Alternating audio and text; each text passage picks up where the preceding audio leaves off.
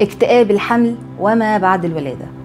في حاجة محدش بيقولها لمعظم الأمهات، وهي إن الاكتئاب مش بيبدأ بس بعد الولادة، ده ممكن في حالات كتير إنه يبدأ أثناء الحمل نفسه.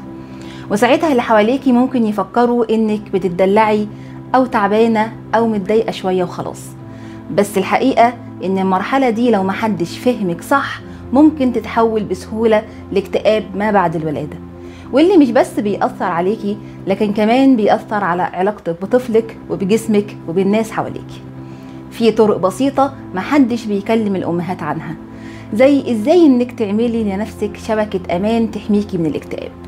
في كورس أمومة بلا قلق هساعدك خطوة بخطوة تفهمي أسباب اكتئاب الحمل وما بعد الولادة، وإزاي تحمي نفسك منه وتعدي المرحلة دي بثقة وأمان.